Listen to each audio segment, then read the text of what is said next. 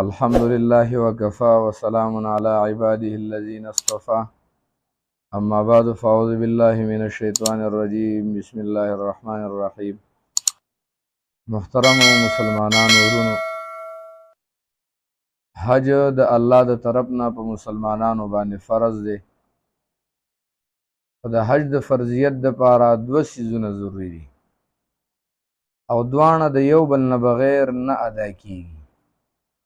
معلوم ورله ضروری دی او علم د حج ورله ضروری دی.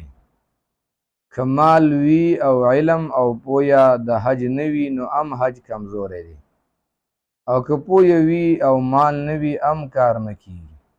نو دواړه د یو بل لپاره ضروری دي چې دا دواړه سیزونه د مسلمان سره وي. د حج د بیت الله له لاړلې نو د هغې مختصر طریقه انشاءالله موږ په دې بیان کې نن کلیپ کې موږ تاسو ته بیانو.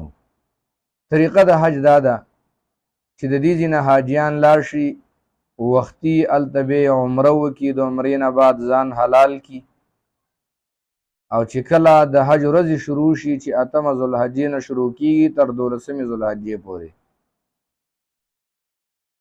او په دې ورځو کې چې کم دی حاجي لره یو ورځ جدا جدا احکامات دي او د یو ورځې جدا جدا ځایونه دي.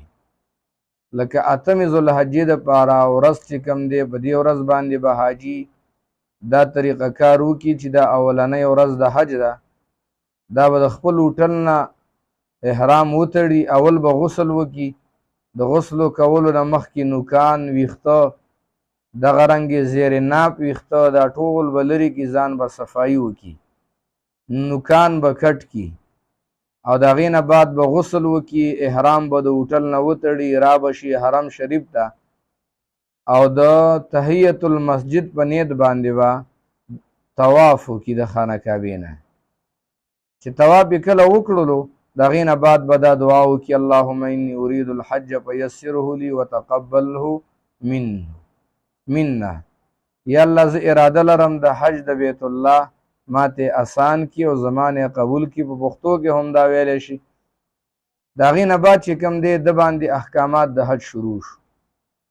دا نه چې کوم دی د خپلې بیبي سره یو ځای والی کولی شي، نه ویښته کټ کولی شي، نه نوکان کټ کولی شي، نه صابون خوشبودار استعمالولی شي، نه عطر استعمالولی شي، نه به ویښته کټ کوي. دا ټول څیزونه په ده باندې منع دي. په 8 ذوالحجې باندې به دا روان شي د حرم شریف نه د مینا په طرف باندې. مینا کې به دا ورځ او دا شپه غونډه تېره کړي. دا 5 منځونه به په مینا کې وکړي، د غرمې، مازدیګر، ماښام، ماخوستن، د سحر.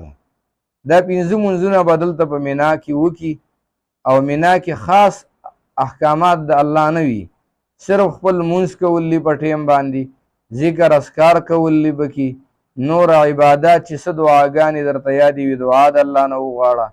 نو خاص احکامات د الله د طرف نه په دې کې نشته دی. صرف یو څو دقه طریقه ده چې عبادت پکې په وخت باندې پکې مونځ کول پکار دي، او دغه رنګې دعاګانې ځان دپاره، د امت مسلمه دپاره، دغه رنګې ذکر اذکار، درود شریف په پیغمبر علیه السلام باندې. دا چې کوم دی دا کارونه به په 8 ذوالحجه باندې کوي. نو دا د اولنۍ ورځې طریقه شوله. دویمه طریقه د دې نه بعد به عرفات ته ځي. انشاءالله هغه به آینده کلیپ کې انشاءالله بیان. واخر دعوانا الحمدلله رب العالمین.